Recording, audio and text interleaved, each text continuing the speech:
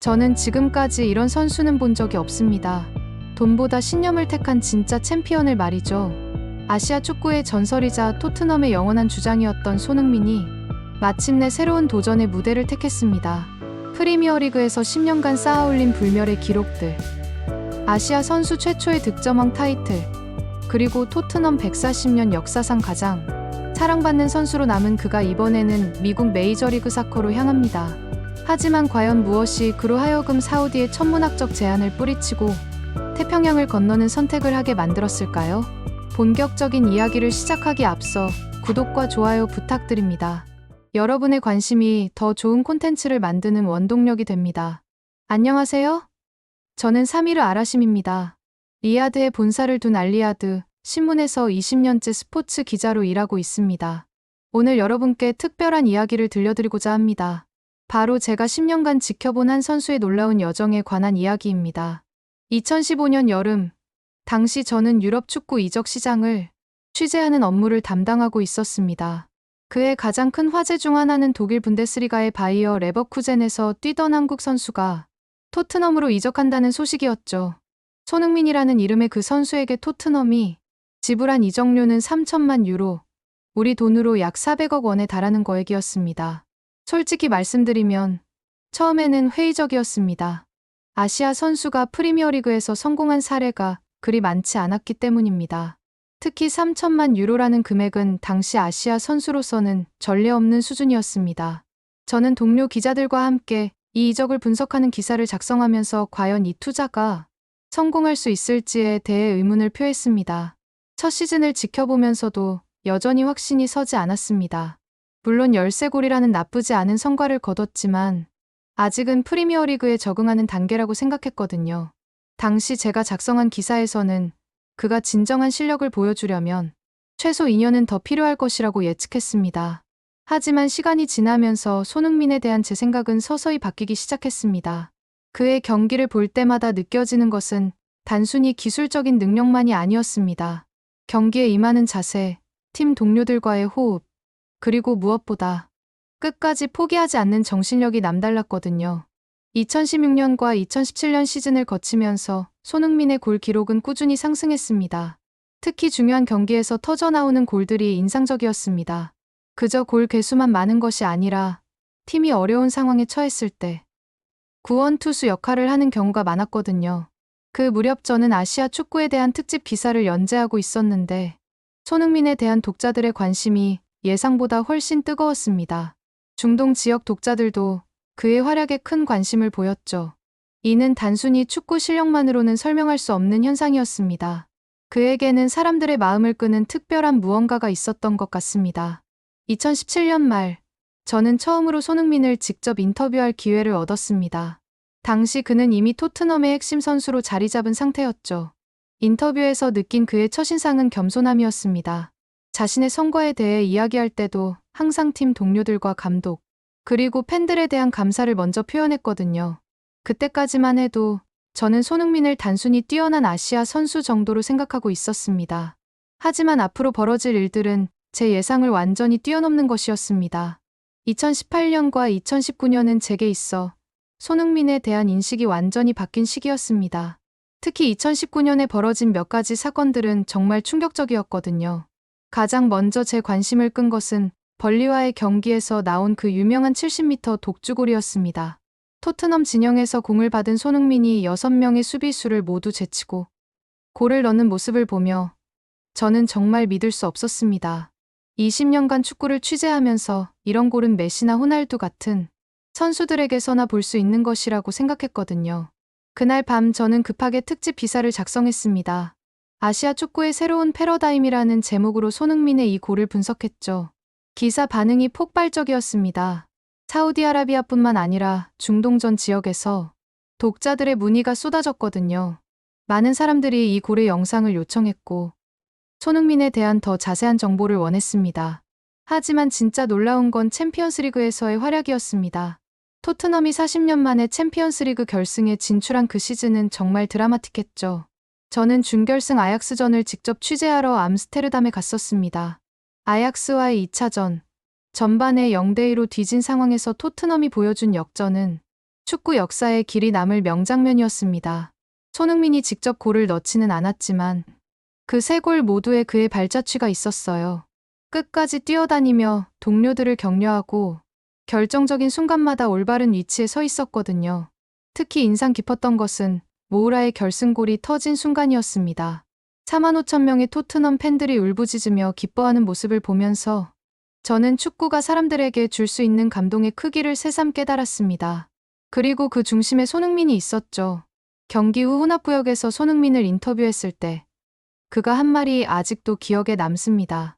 개인적인 영광보다는 팀의 성공을 더 기뻐하는 모습이었거든요. 결승전에서는 아쉽게 리버풀에게 패했지만 그 과정에서 보여준 손흥민의 존재감은 정말 특별했습니다. 그의 말 손흥민이 아시안게임에서 금메달을 따며 병역 문제를 해결했다는 소식을 들었을 때 저는 이제 그가 순수하게 축구에만 집중할 수 있게 됐다고 생각했습니다. 더 이상 한국에 대한 의무감에 얽매이지 않고 자신만의 축구 인생을 설계할 수 있게 된 거죠. 이 시기를 거치면서 저는 손흥민에 대한 제 평가를 완전히 수정했습니다. 단순히 골을 잘 넣는 선수가 아니라 팀 전체를 끌어올리는 진정한 게임 체인저라는 것을 깨달았거든요. 그리고 무엇보다 그의 멘탈리티가 정말 특별하다는 걸 느꼈습니다. 2020년부터 2023년까지는 손흥민에 대한 제 기대가 현실로 이어진 시기였습니다. 특히 코로나19 팬데믹으로 전 세계 축구계가 어려움을 겪는 상황에서도 손흥민은 흔들리지 않았거든요. 2020년 시즌에서 가장 인상 깊었던 것은 해리 케인과의 호흡이었습니다. 손케인 콤비라고 불리며 프리미어리그를 휘어잡는 모습을 보면서 저는 손흥민이 이제 완전히 다른 레벨에 도달했다는 것을 느꼈습니다. 특히 케인의 어시스트로 골을 넣거나 반대로 손흥민이 케인에게 어시스트를 해주는 장면들은 정말 예술적이었죠. 그해 저는 손흥민을 주제로 한 연재 기사를 시작했습니다. 아랍 청년들이 본받아야 할 롤모델이라는 제목으로 그의 성장 과정과 철학을 소개하는 내용이었거든요. 독자 반응이 너무 좋아서 원래 5편으로 계획했던 연재를 10편까지 늘려야 했습니다. 2021 시즌은 정말 역사적인 해였습니다. 손흥민이 아시아 선수 최초로 프리미어리그 득점왕을 차지한 거죠. 그것도 페널티킥 하나 없이 순수한 플레이만으로 23골을 기록했습니다. 이는 정말 믿기 어려운 성과였어요. 시즌 초반만 해도 누구도 손흥민이 득점왕이 될 거라고 예상하지 못했습니다. 해리 케인, 모하메드 살라, 크리스티아누 호날두 같은 선수들이 유력 후보였거든요. 하지만 시즌이 진행되면서 손흥민의 골행진이 시작됐습니다. 특히 기억에 남는 것은 레스터 시티와의 경기였습니다. 페널티 아크 바깥에서 때린 그 환상적인 슛은 정말 완벽했어요. 골키퍼도 손을 들며 포기할 정도였거든요. 그 골을 보고 저는 즉시 편집부에 전화를 걸어 내일 일면에 손흥민 기사를 실어달라고 요청했습니다. 시즌 마지막 경기인 노리치 시티전은 정말 드라마틱했습니다. 당시 손흥민은 22골로 살라와 한 골 차이였어요. 득점왕까지 단 한 골이 남은 상황이었죠. 저는 그날 경기를 보면서 정말 떨렸습니다. 아시아 축구 역사가 바뀔 수도 있는 순간이었거든요. 후반 75분, 드디어 그 순간이 왔습니다. 루카스 모우라의 패스를 받은 손흥민이 왼발로 감아친 슛이 골망을 흔들었죠. 23번째 골이었습니다. 경기장이 완전히 폭발했어요. 관중들이 손승을 외치며 일어섰고 저도 모르게 기자석에서 박수를 쳤습니다. 경기 후 인터뷰에서 손흥민이 한 말이 정말 인상적이었습니다. 이제 아시아의 다른 어린 선수들도 꿈을 가질 수 있을 거라고 했거든요. 그 말을 듣고 저는 손흥민의 진짜 가치를 깨달았어요. 단순히 골을 넣는 선수가 아니라 희망을 주는 선수라는 걸 말이죠. 2023년 여름, 손흥민이 토트넘의 새로운 주장으로 임명됐다는 소식을 들었을 때 저는 복잡한 심정이었습니다. 한편으로는 정말 자랑스러웠지만 다른 한편으로는 그에게 주어질 무거운 책임감이 걱정되기도 했거든요. 아시아 선수가 프리미어리그 B클럽의 주장이 된 것은 손흥민이 최초였습니다. 이는 단순히 개인적인 영예를 넘어선 역사적 의미가 있었죠. 저는 이 소식을 다루는 특집 기사에서 아시아 축구의 새로운 이정표라고 표현했습니다. 주장이 된 후 손흥민의 첫 경기를 유심히 지켜봤습니다. 경기 전 라커룸에서 동료들을 격려하는 모습, 경기 중 팀을 지휘하는 모습이 정말 인상적이었거든요. 완전히 다른 사람이 된 것 같았어요. 더 성숙하고 더 책임감 있는 리더의 모습이었습니다. 하지만 주장으로서의 시련도 있었습니다. 시즌 중반 토트넘이 리그 12위까지 떨어졌을 때 손흥민이 얼마나 괴로워했는지가 눈에 보였거든요. 언론과의 인터뷰에서도 평소보다 침중한 모습을 보였죠. 그럼에도 불구하고 그는 포기하지 않았습니다. 오히려 더욱 열심히 뛰었고 팀 동료들을 끝까지 이끌어갔어요. 그 과정에서 저는 손흥민의 진정한 리더십을 볼 수 있었습니다. 단순히 주장 완장을 차는 것이 아니라 진짜로 팀을 책임지는 리더였거든요. 2023년 말부터는 토트넘의 분위기가 완전히 바뀌었습니다. 손흥민의 리더십 아래에서 팀이 하나로 뭉치기 시작한 거죠. 젊은 선수들도 그를 따르며 성장했고 베테랑 선수들도 그의 열정에 감화됐습니다. 특히 인상 깊었던 것은 어려운 상황에서도 절대 동료들을 탓하지 않는 모습이었습니다. 실수가 나와도 먼저 격려하고 팀이 지고 있어도 끝까지 뛰어다니며 동료들에게 힘을 주었거든요. 이런 모습을 보면서 저는 왜 토트넘이 그를 주장으로 선택했는지 완전히 이해할 수 있었습니다. 2024년 시즌 내내 토트넘은 손흥민을 중심으로 새로운 팀으로 거듭났습니다. 비록 우승까지는 이르지 못했지만 팀 전체의 경기력과 단결력이 눈에 띄게 향상됐어요. 그리고 무엇보다 손흥민 자신도 주장이라는 역할을 통해 한층 더 성숙한 선수로 성장했습니다. 이 시기를 지켜보면서 저는 손흥민이 단순한 스타 플레이어를 넘어 진정한 팀 리더로 진화했다는 것을 확신할 수 있었습니다. 그리고 이것이 앞으로 벌어질 더 큰 이야기의 시작이라는 것도 느꼈죠. 2025년은 손흥민에게도 그리고 저에게도 정말 특별한 해였습니다. 토트넘의 주장으로서 맞이한 두 번째 시즌이었는데 이 해에 정말 놀라운 일이 벌어졌거든요. 시즌 초반부터 토트넘의 분위기는 남달랐습니다. 손흥민의 리더십 아래에서 팀 전체가 하나로 뭉쳐 있었어요. 특히 유로파리그에서의 경기력이 인상적이었습니다. 조별 예선부터 결승까지 토트넘은 정말 강력한 모습을 보여줬거든요. 저는 그해 유로파리그 토트넘 경기들을 모두 취재했습니다. 손흥민이 주장으로서 팀을 이끄는 모습을 직접 눈으로 보고 싶었거든요. 특히 준결승 레버쿠젠과의 경기는 정말 인상 깊었어요. 홈에서 0대3으로 뒤진 절망적인 상황에서 원정에서 4대1로 역전승을 거둔 그 경기 말이죠. 그 경기에서 손흥민은 직접 두 골을 넣으며 팀을 결승으로 이끌었습니다. 경기 후 인터뷰에서 그가 한 말이 아직도 기억에 남아요. 17년 만에 우승 기회를 놓칠 수 없다고, 모든 팬들을 위해 반드시 트로피를 가져오겠다고 했거든요. 드디어 5월 22일 빌바오에서 열린 유로파리그 결승전 날이 왔습니다.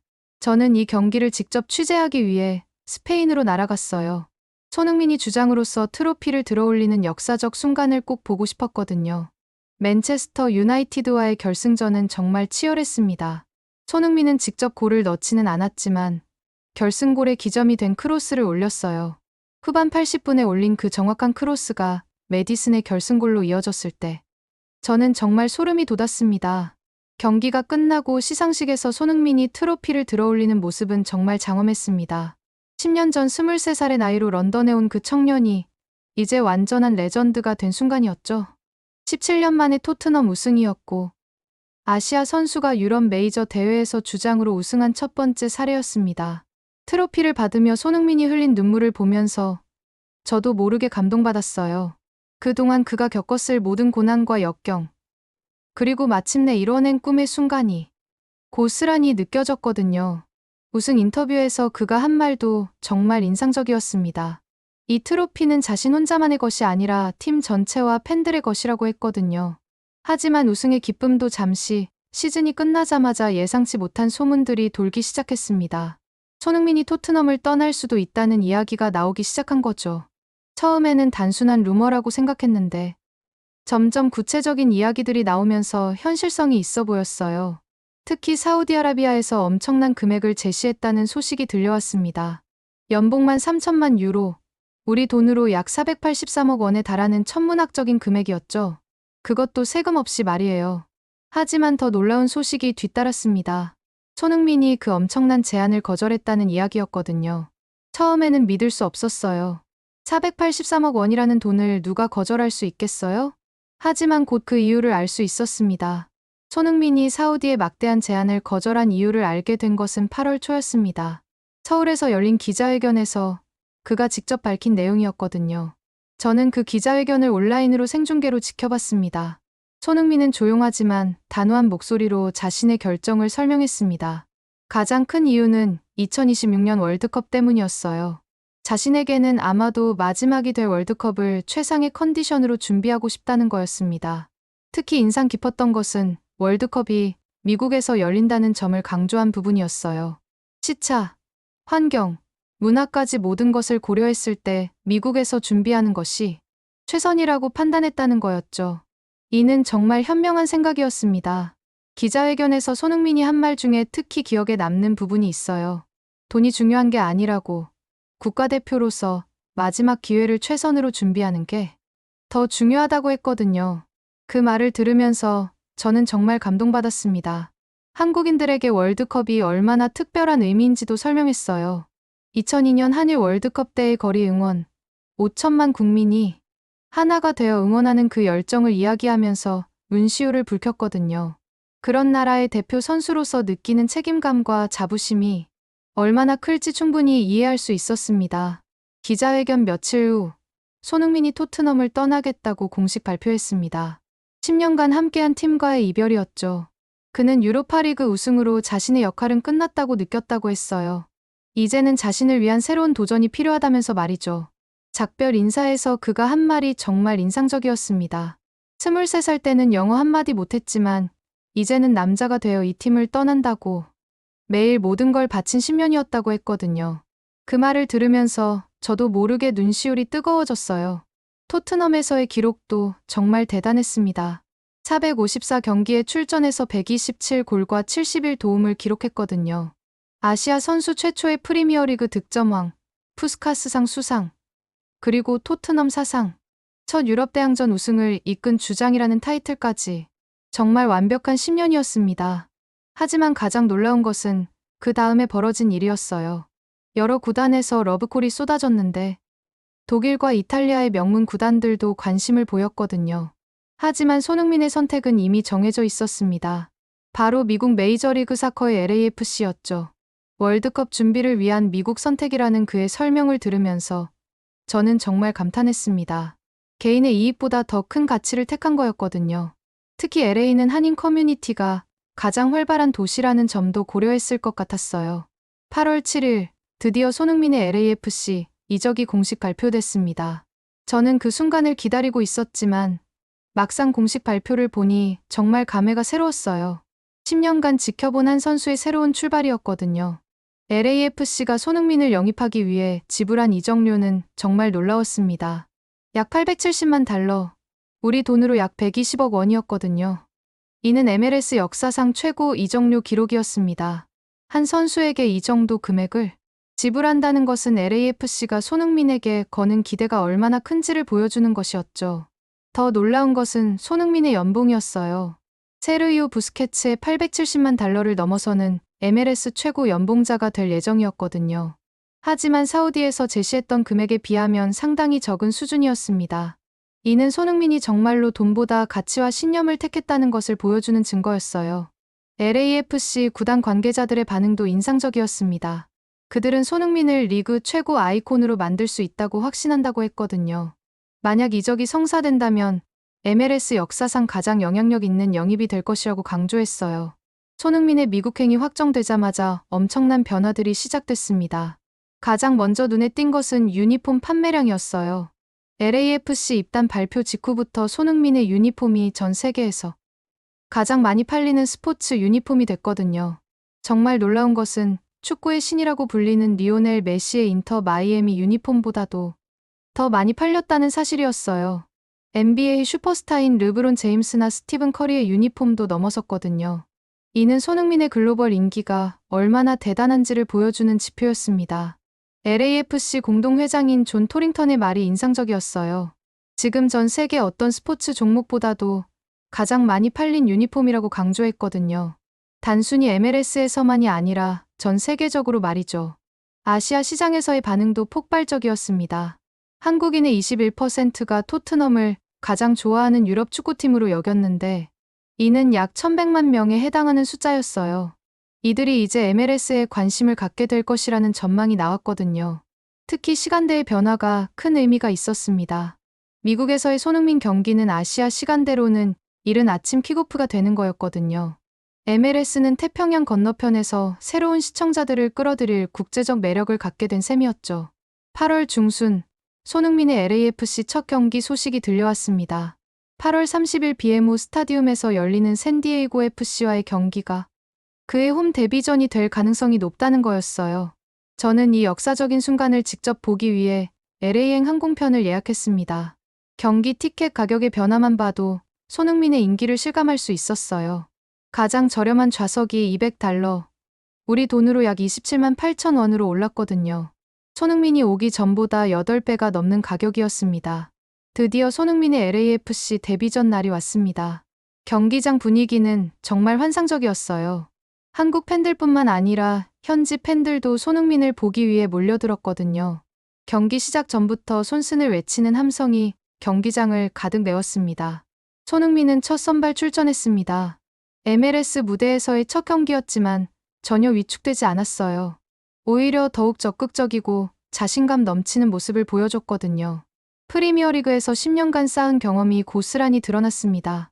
전반 20분경 손흥민이 페널티 에어리어에서 수비수와 몸싸움을 벌이다 넘어졌습니다. 주심이 페널티킥을 선언했어요. 손흥민이 직접 페널티를 유도한 거였죠. 비록 골로 이어지지는 않았지만 MLS 무대에서의 첫 번째 임팩트였습니다. 후반전에는 더욱 활발한 움직임을 보였어요. 여러 번 결정적인 기회를 만들어냈고 팀 동료들과의 호흡도 점점 좋아졌거든요. 비록 골은 넣지 못했지만 그의 존재감만으로도 경기장 전체가 들썩였습니다. 경기 후 인터뷰에서 손흥민이 한 말이 정말 인상적이었어요. 새로운 환경에 적응하는 데 시간이 걸리겠지만 팬들의 기대에 부응하기 위해 최선을 다하겠다고 했거든요. 그리고 무엇보다 2026년 월드컵을 위해 여기서 최고의 컨디션을 만들어가겠다고 강조했습니다. LAFC 동료들과 코칭 스태프의 반응도 긍정적이었어요. 그들은 손흥민의 프로페셔널함과 리더십의 깊은 인상을 받았다고 했거든요. 언어의 장벽이 있음에도 불구하고 팀에 빠르게 융화되고 있다는 평가였습니다. 경기장을 떠나면서 저는 정말 많은 생각이 들었어요. 10년 전 23살의 나이로 프리미어리그에 도전했던 그 청년이 이제 33살이 되어 또 다른 도전을 시작한 거였거든요. 그리고 이번에도 돈보다 신념을, 안정보다 도전을 택한 모습이 정말 감동적이었습니다. 손흥민의 미국 진출은 단순히 한 선수의 이적을 넘어선 의미가 있었어요. 아시아 시장 확대의 기회를 제공했고 MLS 전체의 위상을 높이는 계기가 됐거든요.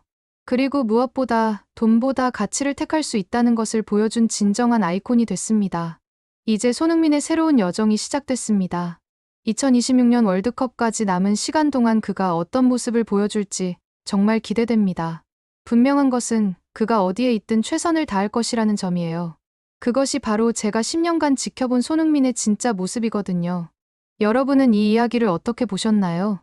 돈보다 신념을 택한 손흥민의 선택에서 우리는 진정한 챔피언의 정신을 볼 수 있습니다.